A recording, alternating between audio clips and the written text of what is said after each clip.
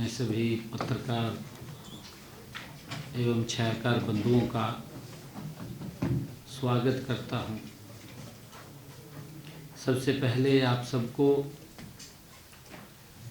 2026 के आगमन की, इस नए वर्ष की मैं बहुत बहुत हार्दिक बधाई और शुभकामनाएं देता हूं। और साथ ही आप सब पत्रकार एवं छायाकार मित्रों के माध्यम से हरियाणा प्रदेश वासियों को मैं 2026 के आगमन नववर्ष की बधाई देता हूं और कामना भी करता हूं कि यह वर्ष सबके लिए सुख, समृद्धि और खुशहाली लेकर आए। साथियों, आज की इस बैठक में हमारी जो कैबिनेट की आज बैठक हुई है उसमें 6 एजेंडे रखे गए और 6 के 6 एजेंडे मंजूर किए गए। सबसे पहले पंचकुला में गौशाला स्थापित करने के लिए एजेंडा उसमें रखा था, भूमि को पट्टे पर देने के लिए। हमारी सरकार गौ सेवा और गौ संरक्षण की दिशा में लगातार मजबूती से काम कर रही है। राज्य सरकार द्वारा गौवंश की देखभाल हेतु नीति अनुसार सामाजिक संस्थाओं को प्रदेश में गौशालाएं स्थापित करने के लिए रियायती दरों पर जमीन उपलब्ध कराई जा रही है। इसी कड़ी में आज की बैठक में पंचकुला जिले के बरवाला ब्लॉक के रत्तेवाली ग्राम पंचायत में 4 एकड़ 1 कनाल 17 मरले भूमि कामधेनु गौ सेवा समिति सकेतरी पंचकुला को 570 गौवंश के लिए गौशाला स्थापित करने के लिए 20 साल की अवधि पर पट्टे पर देने की मंजूरी दी गई है। साथियों, इसी प्रकार हमारे जो कॉन्ट्रैक्ट पर ट्रांसपोर्ट विभाग में ड्राइवर थे, आज की बैठक में जो हमारे ट्रांसपोर्ट विभाग के कर्मचारियों के हित में भी एक बड़ा फैसला आज लिया गया है। इसके तहत जो वर्ष 2002 में कॉन्ट्रैक्टर पर नियुक्त 347 ड्राइवरों को क्वालिफाइंग सर्विस और पुरानी पेंशन योजना का लाभ देने का फैसला कैबिनेट में किया गया है। इन कर्मचारियों को 2002 में भर्ती हुए ड्राइवरों को उनकी शुरुआती नियुक्ति की तारीख से रेगुलर माना जाएगा। ये निर्णय उनकी मांग थी और लंबे समय से इस बात की मांग कर रहे थे कि हमें 2002 से उसको रेगुलर माना जाए। शुरुआती नियुक्ति की तारीख में सेवा की गणना करके एसीपी, पुरानी पेंशन योजना और पारिवारिक पेंशन योजना 1964 का लाभ प्रदान करने और जनरल प्रोविडेंट फंड को खोलने जैसे विभिन्न लाभ प्रदान किए जाएंगे। ये सभी लाभ 31 अगस्त 2024 तक सैद्धांतिक रूप से दिए जाएंगे तथा वास्तविक वित्तीय लाभ 1 सितंबर 2024 से या सरकार द्वारा तय की गई किसी कट ऑफ तारीख से उनको मिलना शुरू हो जाएगा। हमने कैबिनेट के अंदर जो तीसरा हमारा फैसला लिया गया, जो पिछले दिनों घटनाक्रम हुआ स्वर्गीय संदीप कुमार लाठी एएसआई की धर्मपत्नी श्रीमती संतोष कुमारी को सरकारी नौकरी प्रदान करने का निर्णय कैबिनेट में किया गया। उन्हें कैंपस स्कूल महर्षि दयानंद विश्वविद्यालय रोहतक में पीजीटी गणित ग्रुप बी के पद पर सरकारी नौकरी दी जाएगी।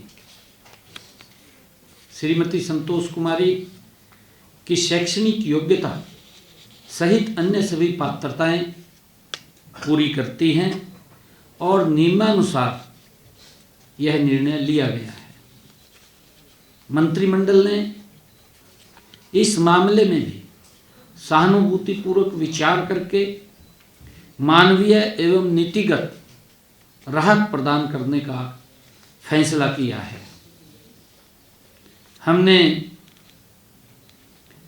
प्रदेश सरकार रजिस्ट्रियों में पारदर्शिता के लिए लगातार प्रयास कर रही है। कच्ची कॉलोनियों में रजिस्ट्रियों पर पूर्ण प्रतिबंध है। ऐसी कॉलोनियों में लैंड एक्सचेंज कर रजिस्ट्रियां करवाने के प्रयास किए जा रहे हैं। ये पिछले दिनों देखने में आया है। इस पर अंकुश के लिए भी सरकार ने कड़े कदम उठाए हैं। अब कच्ची कॉलोनियों में भूमि रजिस्ट्री के लिए एक्सचेंज पर पूर्ण प्रतिबंध रहेगा। सभी पत्रकार छायाकार मित्रों को मैं ये कहना चाहता हूं कि आज की कैबिनेट में एक महत्वपूर्ण फैसला ये भी किया गया है। देश के यशस्वी प्रधानमंत्री आदरणीय नरेंद्र मोदी जी के नेतृत्व में देश में महिला सशक्तिकरण को एक संकल्प के रूप में आगे बढ़ाया गया है। केंद्र सरकार द्वारा महिलाओं को आत्मनिर्भर बनाने के उद्देश्य से शिक्षा, स्वास्थ्य, कौशल विकास और उद्यमिता के क्षेत्र में विशेष योजनाएं शुरू की गई हैं। हरियाणा सरकार भी देश के यशस्वी प्रधानमंत्री आदरणीय नरेंद्र मोदी जी की इस सोच को धरातल पर उतारते हुए राज्य में महिलाओं की भागीदारी और नेतृत्व को सशक्त बना रही है।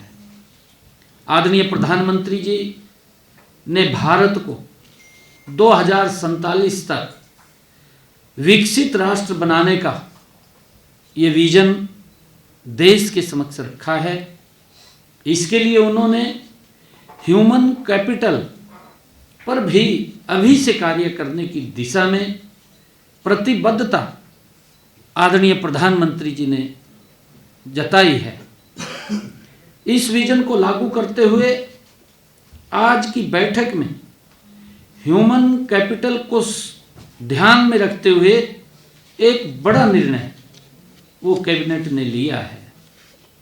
राज्य सरकार द्वारा बहनों बेटियों के लिए शुरू की गई दीनदयाल लाडो लक्ष्मी योजना का आज विस्तार किया गया है। इसी कड़ी में सामाजिक विकास के साथ जोड़ते हुए दीनदयाल लाडो लक्ष्मी योजना में कुछ नई श्रेणियों को आज इसमें जोड़ा गया है। वर्तमान में जिन परिवारों की वार्षिक आय 1 लाख रुपए से कम है, उन परिवारों की महिलाओं को हमने जो बात कही थी 2100 रुपये का लाभ दिया जा रहा है। अब यह लाभ ऐसी महिलाओं को भी दिया जाएगा जिनके बच्चे 10वीं 12वीं कक्षा में 80% से ज़्यादा नंबर लेकर के आए हैं। इसके अंदर उन बहनों को भी जोड़ा गया, क्योंकि बच्चे को आगे बढ़ाने में माँ का बहुत बड़ा हाथ होता है। वो मेहनत करती है, मेहनत करके बच्चे को आगे बढ़ाती है, उसको पढ़ाती है, और बच्चा जब मेहनत करता है, नंबर लेकर के आता है, उसमें माँ का बड़ा अहम योगदान होता है। और हमने निर्णय किया है कि ऐसी उन माताओं को भी हम इस योजना के साथ जोड़ेंगे, उनको भी 2100 रुपया हम देंगे। भारत सरकार के ऐसे निपुण मिशन के तहत ग्रेड लेवल प्रोफिशिएंसी प्राप्त की है और जिनके बच्चे कुपोषण या अनीमिया से ग्रसित हैं, वे स्वस्थ होकर ग्रीन जोन में आ गए हैं। जिस माँ ने उन बच्चों को उससे बाहर निकाला है मेहनत करके, उन माताओं को भी इस योजना के साथ जोड़ने का फैसला लिया है, बशर्ते कि ऐसी महिलाओं की पारिवारिक आय सालाना चाहे 1,80,000 रुपये है, उन सब महिलाओं को इसके अंदर जोड़ा गया है। और उसमें एक कंडीशन भी लगी है कि उनके 3 बच्चे होने जरूरी है।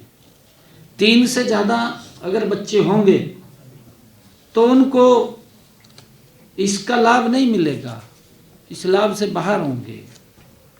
इसके साथ ही महिलाओं व उनके परिवार को आर्थिक रूप से सशक्त बनाने के लिए भी एक नई पहल शुरू की गई है। जैसा मैंने बताया है कि वर्तमान में 2100 रुपये की राशि बहन बेटियों के खातों में सीधी जा रही है। अब इस राशि में से हमने ये निर्णय किया है कि 1100 रुपये तो सीधे महिलाओं के खाते में जाएंगे, उनको सीधे मिलेंगे, और 1000 रुपये की राशि सरकार रेकरिंग डिपॉजिट, फिक्स्ड डिपॉजिट कराएगी। इस डिपॉजिट का पैसा ब्याज सहित बहनों के पास पहुंचेगा, उनको मिलेगा। इसका एक SMS उनके महिला को हर माह जाएगा। अगर लाभार्थी की असामयिक मृत्यु पर उसके नॉमिनी को यह राशि तुरंत प्रदान की जाएगी, यह भी इसमें प्रावधान किया गया है। और क्योंकि बहनों को कोई भी काम करना है तो उसमें उसको लाभ मिलेगा। इसके अलावा योजना को और अधिक पारदर्शी बनाने के लिए लाभार्थियों की सूची को ग्राम सभाओं में वहाँ रखा जाएगा। कोई छूट गया है उसको इसमें जोड़ा जाएगा, किसी ने आपत्ति दर्ज कर दी है उसको बाहर किया जाएगा। दीनदयाल लाडो लक्ष्मी योजना के तहत अब तक हमारे हरियाणा प्रदेश में 10,255 महिलाओं ने आवेदन किया है। इनमें से 8 लाख महिलाओं को सहायता राशि भी प्रदान की जा रही है, क्योंकि उनको वह भी वेरीफाई करना है, क्योंकि हर रोज़ लगभग 3,000-4,000 महिलाएं इसमें आवेदन करती हैं। रजिस्ट्रेशन होता है, फिर उसको वेरीफाई करते हैं।